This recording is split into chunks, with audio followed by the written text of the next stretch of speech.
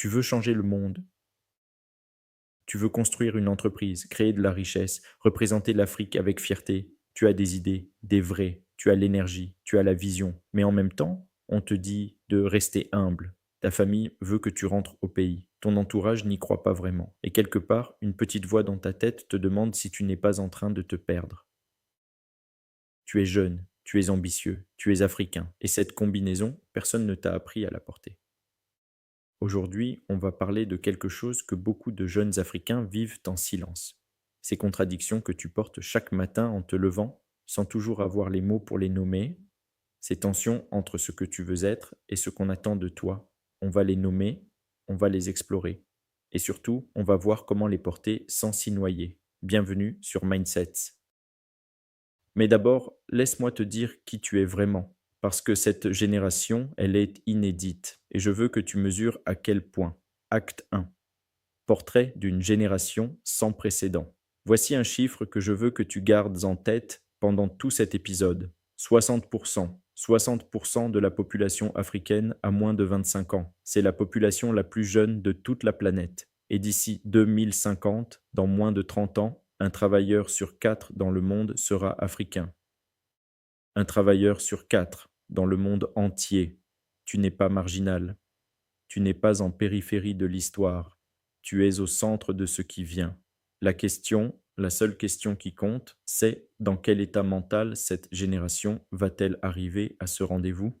Parce que cette génération, elle est différente de toutes celles qui l'ont précédée. C'est la première génération africaine à avoir accès aux mêmes outils que n'importe quel jeune de Paris, de New York ou de Tokyo. Même téléphone, même Internet, même plateforme, mêmes informations. Pour la première fois dans l'histoire, l'écart technologique se referme. Un entrepreneur à Abidjan, à Dakar, à Nairobi, à Kinshasa peut aujourd'hui construire une application utilisée dans le monde entier depuis son appartement. Ça n'existait pas il y a 20 ans, ça existe aujourd'hui et cette génération, ta génération, est la première à en avoir conscience. Mais avec cette puissance inédite vient quelque chose que personne n'avait prévu, une série de contradictions, de tensions internes, de paradoxes que les générations précédentes n'ont pas eu à vivre, du moins pas à cette intensité, pas à cette vitesse. Et ce sont ces paradoxes dont je veux te parler maintenant. Il y en a quatre paradoxes majeurs. Et si tu écoutes honnêtement, je pense que tu vas te reconnaître dans au moins l'un d'entre eux. Acte 2. Les 4 paradoxes. Paradoxe numéro 1. L'ambition mondiale contre l'injonction de l'humilité. Tu rêves grand, tu te compares aux meilleurs du monde, tu regardes des conférences TED, tu suis des fondateurs de start-up, tu lis des biographies de gens qui ont tout construit depuis zéro et tu te dis, moi aussi, je peux. Mais dans beaucoup de familles africaines, et tu le sais, montrer son ambition, c'est risquer de passer pour arrogant, pour quelqu'un qui a oublié d'où il vient, pour quelqu'un qui se prend pour ce qu'il n'est pas. Qui tu crois être? Combien d'entre vous ont entendu cette phrase? De la bouche d'un parent, d'un oncle, d'un ami proche, de quelqu'un qui vous aime sincèrement? Ce n'est pas de la malveillance, c'est de la peur de te voir échouer, la peur que l'orgueil précède la chute, la peur d'une communauté qui a appris, souvent à la dure, que l'élévation individuelle attire le regard, parfois la jalousie, parfois pire. Mais voilà le problème. Cette peur, transmise avec amour, peut devenir le plafond de verre le plus solide qui soit, parce qu'il est invisible, parce qu'il vient de ceux qu'on aime et parce qu'on finit par l'intérioriser comme une vérité.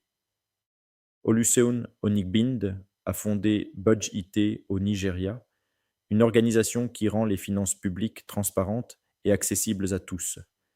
Il a levé des millions, reçu des prix internationaux, changé la façon dont les citoyens nigérians regardent leur gouvernement. Pendant ses premières années, sa propre famille lui demandait quand il allait trouver un vrai travail. Ce n'est pas une exception, c'est la règle. Paradoxe numéro 2, la double identité, africain, ET citoyen du monde. Celui-là, il est particulièrement douloureux pour ceux d'entre vous qui vivent en diaspora, ou qui ont étudié à l'étranger, ou qui travaillent dans des environnements internationaux. Tu passes ta vie à code switcher, à changer de registre, de langue, de posture, de façon de parler, de t'habiller, de te présenter. Au bureau ou à l'université, tu adoptes les codes, l'anglais impeccable, la poignée de main ferme, le networking en soirée, la façon dont tu reformules ton prénom pour que les autres puissent le prononcer sans effort.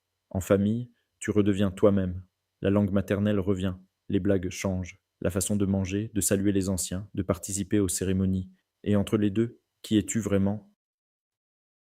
Lupita Nyong'o, actrice kenyane oscarisée, a parlé publiquement de ce sentiment d'être trop africaine pour Hollywood, trop hollywoodienne pour l'Afrique, trop de l'un, pas assez de l'autre, jamais exactement à sa place. Et ce paradoxe-là, ce n'est pas réservé aux célébrités. Des milliers de jeunes Africains le vivent chaque jour dans des open space, des salles de classe, des réunions de famille, des dîners entre amis. La vérité, ce n'est pas une faiblesse. Naviguer plusieurs cultures, plusieurs identités, plusieurs codes, ça forge une intelligence contextuelle que très peu de gens dans le monde possèdent. Les multinationales paient des fortunes pour recruter des gens capables de ça. Mais pour le vivre sans souffrir, il faut d'abord le nommer. Et c'est ce qu'on fait maintenant. Paradoxe numéro 3, la dette familiale contre la liberté de construire. Voilà un sujet dont on ne parle presque jamais ouvertement. Et pourtant, c'est peut-être le paradoxe le plus concret, le plus quotidien, le plus économiquement lourd de tous. Dans la culture africaine, réussir individuellement sans ramener à la famille, c'est moralement impensable. Et cette valeur, dans son principe, est magnifique. Elle parle de solidarité, d'appartenance, de responsabilité collective. Elle dit: tu n'es pas seul et tu ne dois jamais agir comme si tu l'étais. Mais le premier salaire, envoyé en grande partie au pays avant même de se constituer une épargne personnelle, l'appel du cousin, la demande d'argent pour une urgence réelle ou pas, et l'impossibilité de dire non, parce que dire non, c'est trahir le projet d'entreprise qui attend, parce que les économies destinées à l'investissement ont été redirigées vers les obligations familiales, encore une fois. Je ne dis pas que c'est mal, je dis que c'est un paradoxe réel. Et voilà un chiffre qui le rend visible. La diaspora africaine envoie environ 100 milliards de dollars par an en transfert vers le continent. C'est plus que l'aide publique au développement, plus que les investissements directs étrangers dans de nombreux pays. C'est une solidarité extraordinaire, historiquement sans équivalent, mais une grande partie de cet argent va à la consommation immédiate, pas à l'investissement, pas à la construction sur le long terme. Ce n'est pas une critique des familles, c'est un paradoxe systémique. Et le résoudre demandera une conversation honnête entre générations. Pas de la culpabilité, pas du rejet, mais une négociation adulte sur ce que signifie aider sur le long terme. Paradoxe numéro 4, l'urgence de tout changer face aux structures qui résistent. Octobre 2020, Nigeria. Des milliers de jeunes Nigérians, organisés via Twitter, descendent dans les rues pour exiger la dissolution d'une unité de police connue pour ses violences, le SARS. Le mouvement #EndSARS secoue le pays pendant des semaines. Il est observé par le monde entier. Pour quelques jours, il semblait que quelque chose d'irréversible était en train de se passer. Puis la répression est venue. Ce cycle, espoir, mobilisation, résistance du système, déception, puis espoir à nouveau, c'est le quotidien émotionnel de la jeunesse africaine engagée. Tu veux tout changer, la corruption, les inégalités, les systèmes de santé défaillants, l'éducation qui n'éduque pas, les routes, l'électricité, l'accès à l'eau. Mais tu hérites de structures politiques, économiques, culturelles, construites sur des décennies, parfois des siècles. Des structures qui ont survécu à beaucoup de ceux qui voulaient les changer avant toi. Comment garder l'énergie d'un révolutionnaire tout en naviguant un système qui résiste, qui s'adapte, qui absorbe? C'est peut-être le paradoxe le plus épuisant de tous. Alors maintenant, concrètement, comment est-ce qu'on fait? Comment est-ce qu'on porte tout ça sans s'y noyer? J'ai 3 réponses. Pas des solutions magiques, des orientations, des façons de penser qui changent tout. Acte 3. Comment porter ces paradoxes? Première orientation, accepte la complexité comme une force. Arrête de chercher à être cohérent selon des critères qui ne sont pas les tiens. Tu n'as pas à choisir entre être africain et être global. Tu n'as pas à choisir entre ta famille et ton ambition. Tu n'as pas à être une seule chose simple dans un monde qui préfère les cases. Les gens qui naviguent plusieurs identités développent quelque chose de rare, une capacité à voir les situations depuis plusieurs angles simultanément. C'est une compétence, une vraie. Et dans un monde de plus en plus complexe, c'est exactement ce dont on a besoin. Deuxième orientation, redéfinis la réussite sur tes propres termes, pas la réussite telle que tes parents la voient, pas la réussite telle que Silicon Valley la définit, une définition hybride, ancrée dans tes valeurs, qui intègre la famille ET, le projet individuel, la communauté ET, l'ambition personnelle. Regarde ce qu'ont fait des entrepreneurs comme les fondateurs de Flutterwave, de Paystack, de Wave. Ils n'ont pas attendu que le contexte soit parfait. Ils n'ont pas attendu la permission. Ils ont construit dans les paradoxes, avec les paradoxes, pas malgré eux. Le contexte africain ne sera jamais parfait. Et c'est exactement pourquoi ceux qui agissent maintenant auront un avantage historique. Troisième orientation, trouve ta tribu. Cette génération a besoin de communautés de pairs, pas juste de mentors plus âgés qui te disent comment c'était avant. Des gens qui vivent les mêmes contradictions aujourd'hui et qui construisent malgré elles. Ces espaces existent, les incubateurs panafricains, les réseaux de diaspora, les groupes en ligne de jeunes entrepreneurs africains.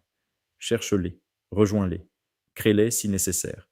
Parce que la solitude des paradoxes, elle est optionnelle. Acte 4. La charge émotionnelle qu'on n'évoque jamais. Avant de terminer, je veux dire quelque chose que beaucoup de gens évitent. Être jeune, ambitieux et africain, c'est aussi porter une charge émotionnelle que les autres ne voient pas. La pression de réussir pour toute une famille, pour tout un quartier, parfois pour tout un pays. La culpabilité de ceux qui sont partis et regardent de loin. La solitude de ceux qui restent et voient leur père partir un par un. L'anxiété permanente de ne jamais être assez. Pas assez africain, pas assez global, pas assez riche, pas assez humble. Cette charge mérite d'être nommée. La santé mentale reste un tabou dans beaucoup de communautés africaines, comme si en parler était une faiblesse ou un luxe occidental. Ce n'est ni l'un ni l'autre. Une génération épuisée ne change pas le monde, et cette génération, ta génération, est trop précieuse, trop importante, trop chargée d'avenir pour s'effondrer en silence. Parle-en. À tes amis, à ta famille, si c'est possible, à un professionnel, si tu en as besoin. Et si rien de tout ça n'est accessible, parle-en ici, dans les commentaires. Cette chaîne est un espace pour ça. Dis-moi en commentaire, lequel de ces 4 paradoxes tu vis le plus intensément en ce moment? L'ambition contre l'humilité? La double identité? La dette familiale contre ta liberté de construire? Ou l'envie de tout changer face aux structures qui résistent? Écris-le en commentaire, parce que savoir que tu n'es pas seul à le vivre, ça change tout. Et ensemble, on va trouver comment le porter sans se perdre. Je suis Mood et Mindset, et je te dis à très vite. Partagez.